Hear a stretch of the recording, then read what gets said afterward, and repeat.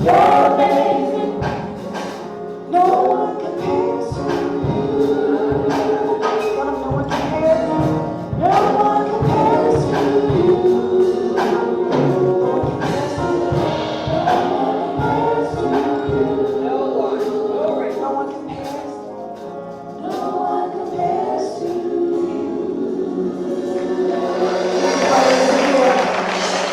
That was pretty good, y'all. Like impromptu. Roland, if we doing two, I mean, what's we? We can do good. one and one. We good. We good. Hallelujah. Give God praise in this place, y'all. So amazing. All right. So how are you doing? You good? All right then. We're certainly glad to be here, to be with you. One of your members, I was telling your pastor, Bill Spriggs, said him and his wife were celebrating their 30th anniversary where they got married with his mother-in-law. He said, I still like my mother-in-law, so we're there. So I said, Bill, I said, no sweat, I'll see you on TV. But again, certainly glad to be here because normally on the day like this, when I'm in town at this gorgeous, I'm at the Church of St. Andrew's Golf Course. That is one of the things that I do. I play golf. I read and play golf. So I let folks know. Matter of fact, Tuesday, I was at the Jeffrey Osborne Golf Classic. And we played softball, celebrity softball game Monday. Then we had the golf tournament Tuesday. We got totally washed out. I mean, rain, torrential downpour. Gorgeous Sunday, Monday, total rain Tuesday. Around talking for 4 hours, a bunch of us, Ahmad Rashad, Barry Bonds. And folks said, y'all playing in the rain? And we said, that's why they make rain suits. Rain hat, rain gloves. So as long as there's no lightning, the brother will play. Glad to be with you here today. Do not want to hold you too long because if we get out of here by 1:15, you can make a 2 o'clock tea time. So let me start this way, and this will set up what I want to talk about. And it's Joshua 24:15. And I love this because it speaks very clearly in terms of priorities that I think lines up appropriately with what this conference is about. And it says, if serving the Lord seems undesirable to you, then choose for yourselves this day whom you will serve, whether the gods your ancestors served beyond the Euphrates or the gods of the Amorites in whose land you are living. But as for me and my household, we will serve the Lord. And so if I had to title this, I would do so, you've got to make a decision. You've got to make a decision. It is stunning to me whenever I listen to people say, kids today, you just can't do what you used to do.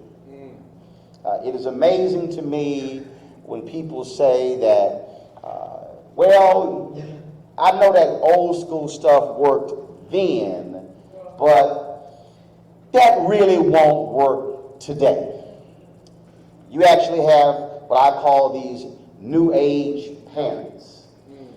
Then you have these new age husbands, and you have these new age wives, and you even got new age grandparents. Because it's amazing how what we have done is we have decided that what used to work, what got us through, what got us to this point, somehow all of a sudden no longer works because times have changed. But I disagree. I believe what has happened is we have created and cultivated a punk generation.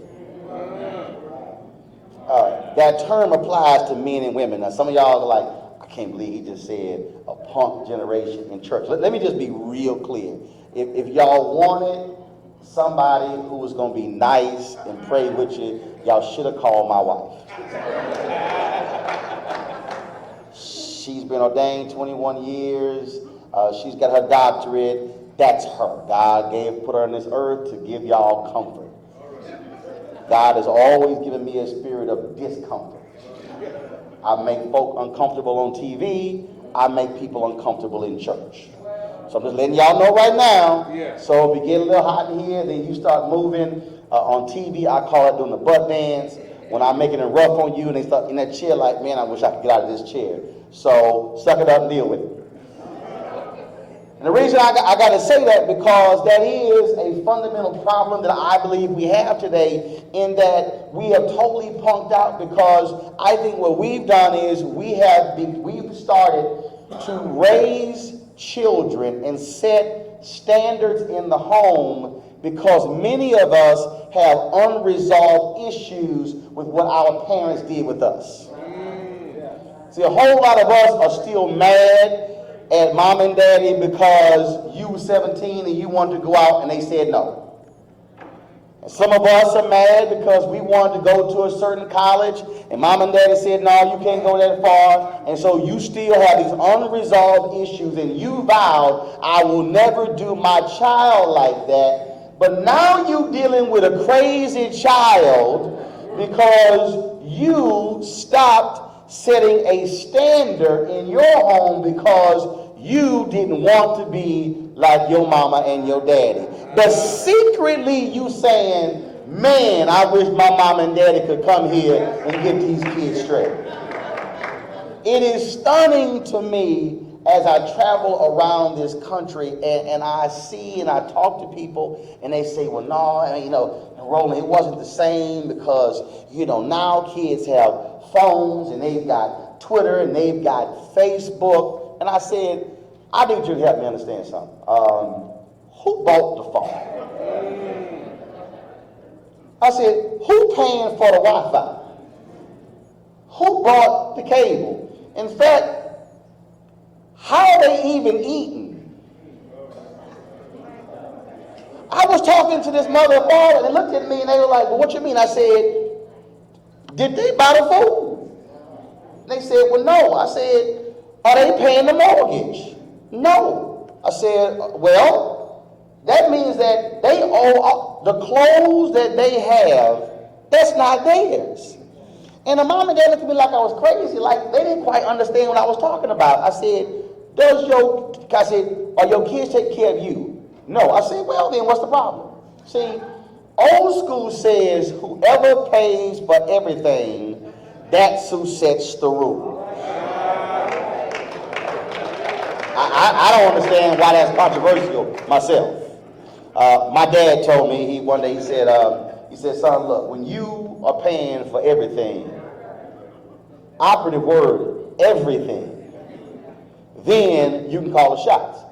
Now, he didn't say you paying a couple of your bills and I'm paying the other 10. He said, no, you got to pay everything. And so I remember when I was living in Arlington, Texas, and my parents came to visit, and there was something in my house, and my dad questioned, and I looked at him, I'm like, yo, I'll pay everything here.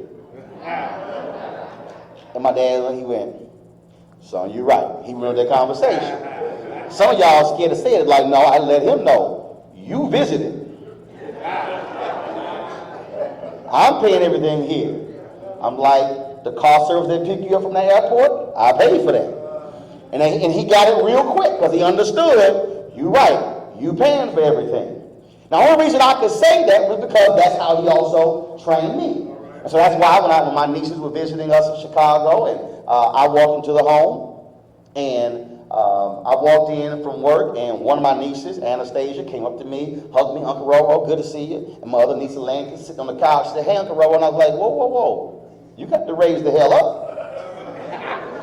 Yeah, that's exactly what I said. Because y'all don't understand. When I come into the house, I don't care what you doing, you got to greet me. Which means you got to physically get your butt up, walk over, give me a hug, how you doing, go back to doing whatever you're doing. That's the standard that I have in my house, because you ain't paying nothing. Now again, I know some folks are saying, man, it's rough living in your house. But they have to understand that you are going to greet me I don't care if I leave and come back, you're going to do it every single time because I'm establishing a standard. And so I told my niece, and I snatched the phone out of her hand. I was like, look, I said, how'd you fly here? I had to walk through. Who bought the ticket? The limo ride, the food you ate? Because I needed her to understand that it did not happen by happen. This didn't happen. It didn't just somehow fall from the earth. And I needed her to understand her mama didn't pay for it. I see some of y'all, I'm going to come back to that, because when you understand who paid for it, then you understand who you are to give reverence to. Make a note, because I'm going to come back to that. So what happens is we have allowed ourselves to lose control of our families because we have lowered the standard. Now, do understand, you can look at anything in life, when you lower the standard, then you're going to have problems. How many of you appreciate the gas mileage in your car? How many of you appreciate the fact that when you get in your car, there is a seat belt in your car? How many of you have purchased a vehicle based on the fact that they have airbags, side or even front, in your car? How many of you have looked at the anti-lock brakes? How many of you have gone through all the safety features on your car? Because when driving, you want to ensure that you are protected in case of an accident. You take for granted all of that, but somebody had to fight to ensure that those safety standards were in your car. And that was legislation that came through Congress. That was procedures. Folks fought that. But here you are today in 2015, taking for granted the safety standards that are in your vehicle. You just simply say it comes with the vehicle. You have to apply the exact same thing to your house because somebody established a set of standards that determine what happened in your household. And you are here today because somebody decided that there was a seat belt or there was anti-lock brakes or airbags in your home that also looked like somebody who said you can't go to certain places, you can't go out with certain people, you can't say certain things, you can't do certain things. You had somebody or a group of folks in your life, whether it was mom and dad or a village, that set a set of standards that applied to your life, that has protected you all of your life and has gotten you to where you are today. So how is it that you would not buy a car with lower safety standards today, but you've established lower family standards?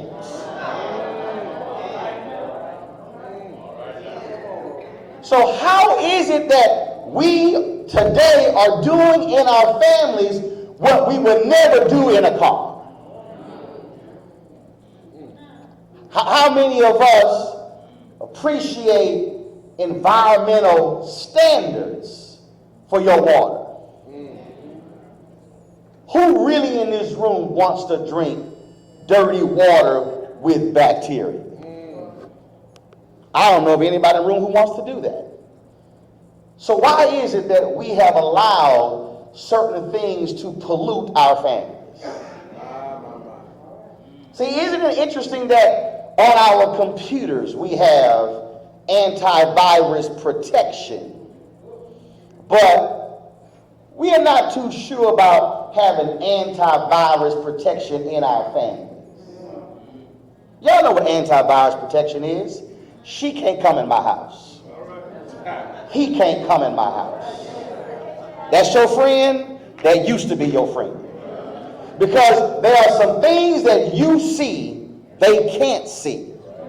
Because they are simply blinded by what's present day. You have gone through things in life that has taught you who you know based upon discernment, who's good, who's bad, and who got to go. But what we have done is we've said, well, yeah, that's so-and-so's friend. Don't matter. Because if you know what's in your spirit and what and God is speaking to you, he no good, she's no good. You are seeing what's happening down the road, and if you put a stop to it right now, you have the ability of saving somebody from a heartache later in life. But many of us don't want to go there because we had a mama or a daddy who told us they didn't want somebody in our life, and we still mad at them. See, I don't understand this holding on to stuff that happened when you were a kid. I don't. I'm just being straight up. I don't.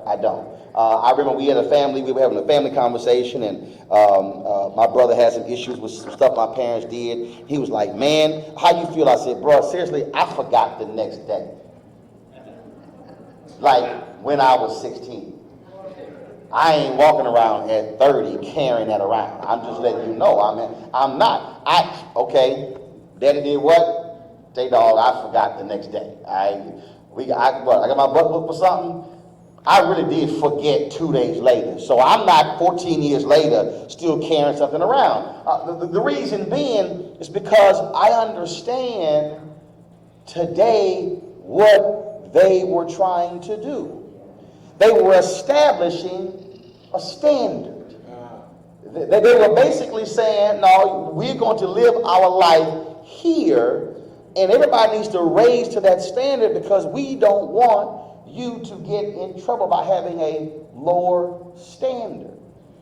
And for a lot of us, if we really want to be honest and look at our lives, we've sort of lowered our standard. So you got now husbands who come home, who check the mail, turn the TV on before they even kiss their wife. I was reading Stephen Farr's book, Point Man, and he was at the airport, and he observed, it was an interesting observation, he observed this father getting off the plane, and the kids ran up to him, and the father, he didn't blow them off, but he didn't stop to reach down and hug and kiss the kids first. No, he went to his wife first, kissed her, then hugged the kids. And so Farr saw it, and he went up to him and said, why'd you do it? He said, because first of all, she was here before them. All right. And he said that I need them to know that they don't come before her. And I need her to know that I'm not placing them before her. He said, because I'm establishing a standard of what it means to be a husband. And so that's why when, same thing in terms of standard. When one of my nieces, two of my nieces came to visit us, and my sister sent me an email. I don't know why she sent me this email, because everybody knows I'm the absolutely ignorant one in the family. I mean, I have no filter. I'm just going to say it. So if you send me something stupid, I'm going to say, why you sent me a stupid email? I know some of y'all saying, tell your kids don't say stupid, but it was a stupid email. So in her email, she sends me, she's like, look, now I know you like being affectionate with your wife, but I'm asking you not to do it in front of my girls. And the first thing I said, well, I know she done lost her mind. You gonna send me an email telling me what I can do in my house? You really stuck on stupid. And I did send an email back to her. I said, first of all, let me remind you of something. I said, let me remind you that you and your two daughters came to live with me and my wife, and we were barely married 6 months because you fled a violent marriage.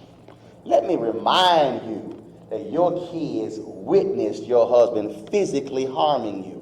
I need you to understand that what I do with my wife, I am trying to give them a different image of how a husband is supposed to lay hands on his wife. So I'm trying to replace the image that they saw, so they now have a different view and a different standard of what black love's supposed to look like. I need them to see a husband who knows how to be affectionate with his wife, not physically intimidating with his wife. I said, so let me be real clear. I ain't stopping. See, understand the reason I thought that way, because I saw it with my day, and I saw it with my grandfather. I saw my parents and my grandparents being playful. I saw my grandfather slapping my grandmother on the butt, which is why I slapped my mama on the butt. And I'll slap my wife on the butt. And I'm playing my nieces, I smack them upside the head, smack them on the butt, because it's a matter of affection. And because I'm showing them to understand, and this is what happens, there's a standard. And so what has happened is we have run so far away from the standards that we have been raised on, and now we have a generation of kids who don't even know what it means to hug somebody. Now I want you to, literally, I want you the next time, I want you to actually study people. And if you want to step back, we're going to do it right here. Okay, so I'm about to show y'all right now. Stand up. So I want y'all just to hug each other. Hug somebody next to you. Just hug them. I want to hug them. I want to see y'all hugging.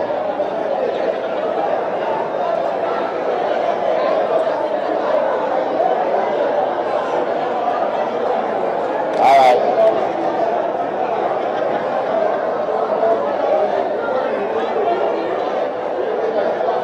All right. Okay, all right. Now, let me show y'all what I saw. Okay, this is what I saw. I saw some of y'all with the half hug. I saw some of y'all hugging this way. I saw some of y'all actually embracing. There were different hugs. What I have experienced in my life, because I give a lot of commencement speeches. And what happens is, whenever I give a commencement speech, I always greet each graduate. I don't care what other speakers do. I'll shake the hand of every single graduate. We'll take selfies. We'll give a hug, whatever. And it's very interesting to me because of what I do, I watch body language. And I watch when people walk up and they shake your hand, they looking over here. Or they looking down. And I watch what happens when people are walking up to you and they give you this hug, and I watch how they're sort of scared or whatever. I can pinpoint the people who came from families that had no intimacy. I could literally watch every single one of y'all, and I can say, you had some issues with intimacy in your family. It came from your mama or your daddy, or you were physically abused by somebody, and you don't know how to embrace. You don't know how to hug. And I'm not simply mirroring what you've been taught. Who don't know how to embrace, who don't know how to show love and affection. And what happens right now with a kid who's 10, 11, I guarantee you is going to show up when they're 30. And that kid who has a problem right now, that kid who is in a family that's not intimate, doesn't know how to hug, doesn't know how to communicate with one another, they are going to have a family that does the exact same thing. And what's going to happen is, then they're going to get with somebody who likely may come from a family that understands love and affection, and that couple is going to have marital problems because one needs to get it when they were a child. So literally understand what you may be doing right now as a family, you literally are planting the seeds for a future divorce because it's going to show up in their marriage. See, some of y'all thinking right now, you're trying to figure out what happened in a marriage for you that ended, or what's happening right now. If you look at your married life right now, I can guarantee you what you saw as a child, what you physically witnessed, is manifesting itself right now in your marriage. And you're doing it unconsciously. Because what happens is we never actually sit down unless we've gone through a traumatic experience to do what I call a self-assessment. And a self-assessment really is, who am I? A self-assessment, when I say who am I, not what's my name, not where I grew up, but literally, why am I extrovert, why am I introvert? Why do I like to laugh and I don't like to laugh? Well, why is it that I like to dance and I don't like to dance? Why is it that I'm affectionate and I'm not affectionate? Why is it that I like to hug and I don't like to hug? Why is it that I'm a prude or I'm ratchet? Why is it a self-assessment forces you to literally sit down and say, who am I? What makes me me? Why am I talkative and why am I quiet? Why am I the first to volunteer or the last to volunteer? The reason that self-assessment is vital because it forces you to come to grips with really who you are as a person. It forces you to say, what did I see or not see from mama and daddy? What did I see or not see from my aunts and uncles? What is it that I didn't get that's showing up right now in my relationships? And so why is it that I've had multiple relationships and nothing else ever's working out when the most consistent person in most relationships are you? So all of a sudden you begin to say, well, how did I even get to this point? By doing this, you now begin to confront who you are, and you now begin to say, what is it that I now want to change that will assist my bloodlines in the future? Because see, this whole issue I'm talking about really is about the next several generations. The things that you do today, the things that you're planting today, trust me, it's going to show up not maybe in the next generation, but 2, 3, 4 down the line. Amen. The standards by which you were raised will always show up down the bloodlines. That's why it's important to be very clear that you don't run away from a very clear standard. That's why the scripture is so important, because what Joshua is saying is, y'all can do what y'all want to do. Y'all can go celebrate who y'all want to celebrate. Y'all can go holler at who y'all want to holler at. Y'all can do whatever y'all want to do. But the folks in this house, we serving the Lord. Now when y'all leave this house, y'all can do what y'all want to do. But the reality is this here: if in your house you establish a standard, there's a greater chance that when anybody leaves your house, they're going to establish the exact same standard in their home. And then when they establish the same standard in their home, they now impacting those folks in their home. So when I look at my sister Levita and her husband, she has 4 kids. She may have rebelled against the standard that was in my mom and dad's house, but she now has 4 children, and she's established the same standard in their home. So there's some stuff they are not going to allow, because this is how it works in our house. And so when I look at what happened, so I got one sister who's divorced, and my wife and I have raised her 4 kids, do understand that us taking in my 4 nieces, actually took in 6 nieces, is important, because I saw my parents at different times take in cousins of mine. They might have been having issues with their parents when they were 17, 18, 19, and 20. But I saw mom and dad taking them into our house, staying there, and it was like, all right, y'all got to move to this room because they moving in. And you sitting here going, well, hold up. We live here. We ain't got room. Mom and dad said, make some room, because mom and dad understood that's family, and understood that what I do with family today can actually impact them later. So when I look at one of my cousins who tried to commit suicide, who lived with us, and when I now look at her and look at her daughter, then I now understand that, wait a minute, if mom and dad didn't do what they did, she might not be here, her daughter might not be here. That's what it means when you say there's a standard. And then when they came to live with us, they were 18, 19, and 20, and my dad said, let me be clear, this house going down in this house. And I had cousins who would visit. They were like, I'm going to call my mama. Dad said, you can call your mama. I'll whoop her behind. Because daddy said, in this house, this is the standard. And if you want to stay in this house, you're going to abide by my standard. And so I'm sitting here going, and they try to understand it, like, hold up, but I just left my parents' house. We having issues. My dad said, and that's the point. We ain't having issues here, because I'm not tolerating issues here. You can't do what you want to do in my house.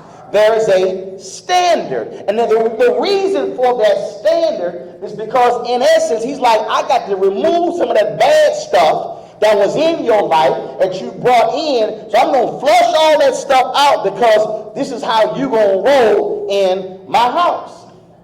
So I remember when we went to a party at our church, our Catholic church growing up, and one of my cousins, she decided to leave the party with a dude.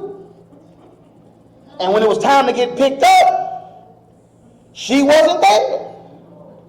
And Daddy goes, where's she at? And then Daddy goes, she was sent here to be a chaperone. Daddy said, I'm going to deal with that when she come back. So we at the house, and all of a sudden, probably we get home within an hour, she gets dropped off. And so Dad said, come with me in the kitchen. And we sitting here, we like, uh-oh, she about to get it. So as kids, you know how we do. We go in the kitchen, we thirsty.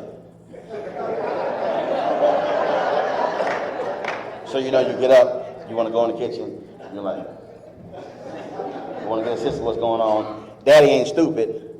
Daddy's like, get the hell out of here, go drink some water out of the bathroom faucet. But go to bed. Dad was straight up. Dad was straight up cold. And he's like, and so I'm hearing the yelling.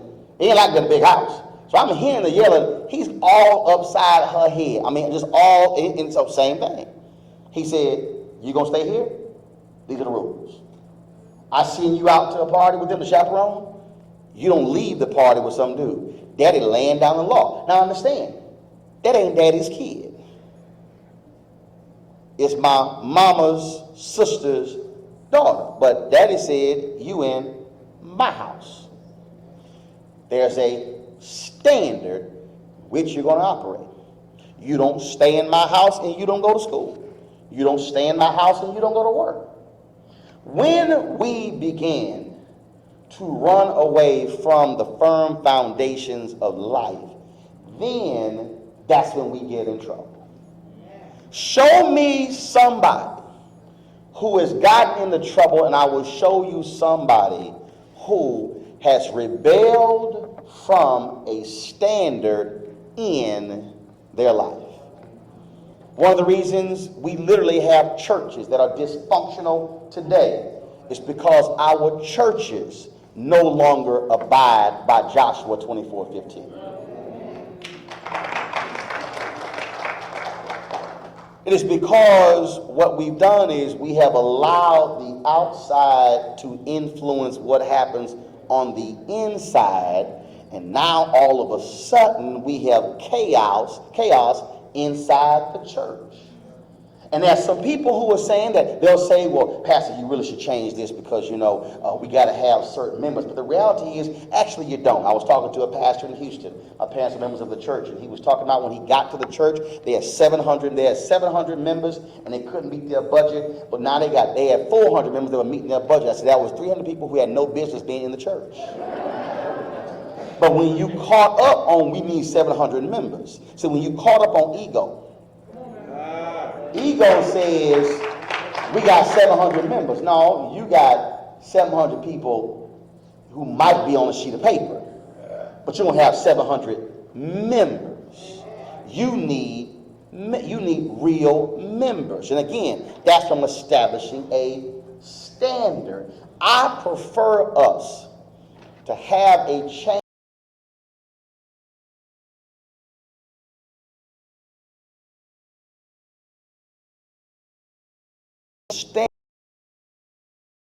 in our homes, because when we do that, we are going to see the kind of transformation that is needed.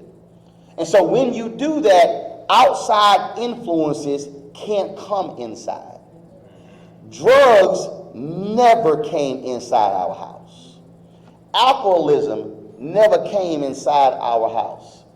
Not a single one of us ever got arrested or picked up by the cops, because again, this is how you establish a standard. You lay it down, so even when a child or even an adult is away from home, if they remotely think about doing something crazy, your voice is ringing in their head. Don't act a fool. Don't embarrass this family. Don't go out there losing your mind. And you go, you know what, I'm good. See, that standard, that voice keeps you from getting in the car with some folk you know you shouldn't have gotten in the car with. That standard keeps you from going on a date with somebody who you know your spirit is talking to you, don't even give that fool the time of day. That voice in your head is telling you, no, don't go to the hotel with her. That voice is talking to you because you have established a standard. So if God has given us a standard by which we are to operate, and that is, in this house we are going to serve the Lord, then that should be the only standard by which we set. That means that folks in your house, even if they're visiting, need to truly understand, because they don't need to hear that you are a Christian, they need to see that you are a Christian. I had one of my nieces come up to me one day and she said, Uncle Roro, she said, can I watch TV? I turned this way. She went, read a book. Mind you, I didn't say a word, but the look of my face was like, now why did she say read a book? Because I got more than 1,000 books in my home, because all of a sudden, no matter what room in the house, I have books. She has seen me read. I've established the standard in the house. What y'all doing? You got some downtime? Go get you a book. You can't be in my car longer than 10 minutes if you are a kid and you're not reading something. No, you ain't watching a movie on my DVD player. And if you do watch something, it's likely going to be an educational video, because I'm using every available moment to build a firm foundation for who you are. When you are a kid in my car, you don't have any music rights. None. You don't even get to vote on what we listen to. Now, I know some of y'all sitting there saying, man, you hardcore. No, 'cause I need you to understand. We have created a generation of people who get in the car and everybody got on headphones, which means that you have a generation not exposed to other music. So that's why, even though I'm 46, when B.B. King was alive, when I met B.B. King, I can say, Doc, I heard your music growing up as a kid. When I sit here, when I ran into Al Green, when I ran into the OJs, when I ran into the Temptations, it's not, I don't know who that is. I'm like, no, that's Eddie, that's Walter, that's Eric, because I understand that. The reason, so when I was in the car and I was sitting there playing Bill Withers, and my niece said, hey, Uncle Roro, can you put that on my iPod? I went, boom, standard set. Because I need them to have a well-rounded view. So it's the same reason why you can't just sit here and read some of the romance books. You're going to have to grow up. You're going to have to step your game up. As a kid, I had to read 300 books a summer. When we went to the library, you had to max out. You couldn't go to the library and get 5 books. This is exactly how in my household. What's the limit they can check out? 17? Go get 17 books. We'll be back in 2 weeks for a new 17. That's a standard. And so you might be saying, well, man, I don't see how that works. Well, here's how that works. And my nieces know how it works. Now they understand when they see me on television. And then when I'm sitting there, no notes, I don't need Google. But why? Because I read 300 books this summer. I finished 3 books in the last 2 weeks, because I can sit there and have instant recall because it's already in my brain. I can't just start doing it at 30. No, I was doing it when I was 9. Again, establishing a standard. What you establish early on shows up later in life. What you establish early on in your marriage will show up when you have some difficulty. What you establish as a parent will show up when your child is having a parent. And folks are influenced. I had my brother, him and his wife decided when their daughter Elizabeth was here, she was 3, they said, well, we're not going to spank Elizabeth. I looked at him, I was like, I don't know what household she grew up in, but I know what household you grew up in. But okay, fine, y'all got this little new rule, so whatever, I'm at y'all house. So I'm at their house chilling, and I'm there for a couple of weeks, and I'm reading, and all of a sudden I hear my brother say, Elizabeth, come here. Now mind you, we're sitting here, and he's in the kitchen, and the living area is here watching television. So we basically in the same room. And all of a sudden I'm reading, I realized he called her 6 times. And I went, hold up, I know he just called her 6 times. But you know what? I'm just here chilling. I'm on vacation. I don't want to start no drama. Let me just go ahead and read this book. But that ain't going to happen with Ro. So I'm sitting there, and they all talking. And again, I'm telling you, it's happening. It's live in front of me. So the TV commercial comes on. TV get real loud. So I said, Elizabeth, turn TV down. She don't move.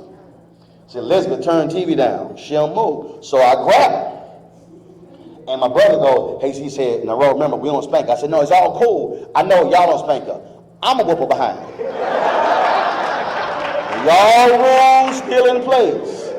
Y'all rule is y'all don't spank her. I said, there ain't nowhere in the world I'm going to call a 3-year-old's name 6 times, and then she going to respond, no, bruh, she get 2. And so I whooped her behind. And so when every time Uncle Roro or Aunt Jackie came to the crib, she like, uh-oh.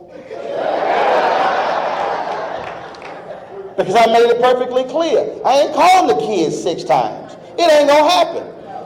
And so all of a sudden that rule went away because he realized we're going to have a crazy kid in our hands. So when my nephew Chris came, that rule wasn't in existence. So even though that was a rule, again, I changed their standard because I let them know you crazy with your rule. I don't do time. The only time out for me, the time out for me walking from here to get a belt to walk back. And I know some of y'all, these new parents, and y'all don't want to sit here and spank a kid, but last time I checked, that's also biblical. But you can go ahead and read it yourself. Again, standard, because again, you might sit there and say, man, do you have to go there? Yes, because you know what? A rambunctious child will be rambunctious at 15. Now you got to pick. You want a crazy fool at 15 and 18, or you want a kid you checking when you 4? This is about establishing a standard. God has made it perfectly clear exactly what that is. Do what y'all want to do. Praise who y'all want to praise. Bow down to who y'all want to bow down. But in this house, in our house, we are going to serve the Lord. And we have to expand this. Because if this conference is about the village, you've heard me say we raised 6 of my nieces. You heard me say, being at my brother's house, how I checked my niece. That's village. My nieces and nephews understand there's no such thing as you can't do anything to me because I'm going to call my mama and my daddy. Why? Because my brothers and sisters saw in our household how that didn't work with our parents. So it doesn't work with their kids. So all my 9 nieces and 4 nephews know and understand I can't act a fool because mama and daddy not here because Uncle Roro here and he crazy. And there's Uncle Reggie, and there's Uncle, and they go down the line. When you establish that standard, it applies to your family, it applies to your village, and it also extends beyond your house. Because if you are actually raising your kids right, your kids should also have that with them so when they go to school, they bringing Jesus with them. See, there's a difference between faith is a part of my life and faith is the essence of my life. A part of my life means I can sit it on the shelf when I go to school or when I go to work. But the essence of my life means it is always with me. I contend one of the reasons why our schoolhouses are so crazy today is because we are sending Christian kids to school who have no idea on how to be a living witness. And so, what should you do now? This is what you should do when it comes to your children. I want to know, have you taught your children to actually pray in school without somebody having to come over the intercom? That's the standard. Have you been a witness on your job? See, there's a difference between waving your Bible. No, you can be a witness by simply communicating with somebody and talking with them and speaking a word to them, and you don't have to mention a single scripture. So if you are doing that, now do understand what happens. Some folks say, see, I don't want to go holler at her, she's the church lady, but I guarantee this here. Let their kid get sick. Let their child come up missing. What's going to happen, they're going to be like, the church lady come to work today? Is Brenda here? Let me know when she come to work. See, it's real interesting how folk don't want to holler at you when it's an everyday matter. Oh, but let their kid get into trouble. Let there be a problem in their marriage. Oh, they gonna come to you for prayer real quick. And this is why you have to show that, because if you never show that you are a person of faith, then when they get in trouble, they don't know who to seek out.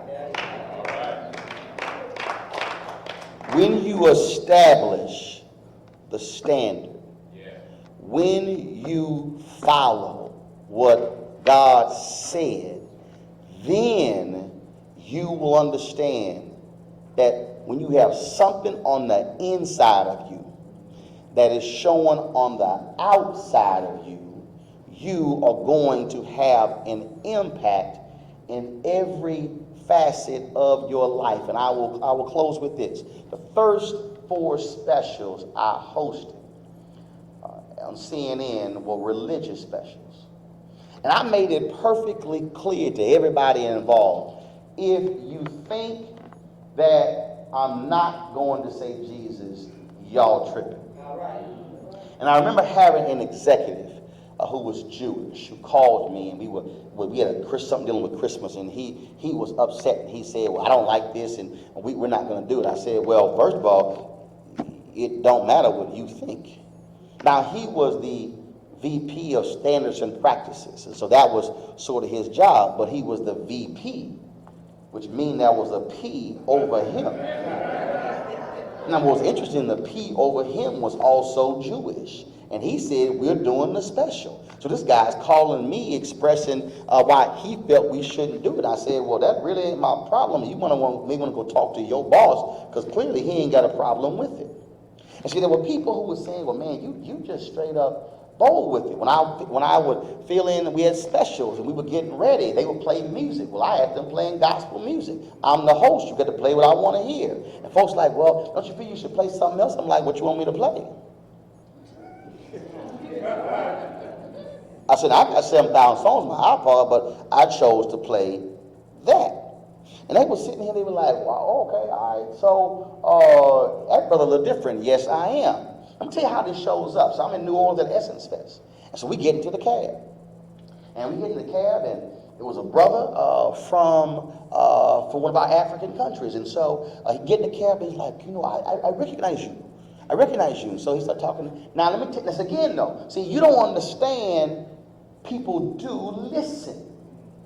Brother goes, where's the minister? I said, well, she right here.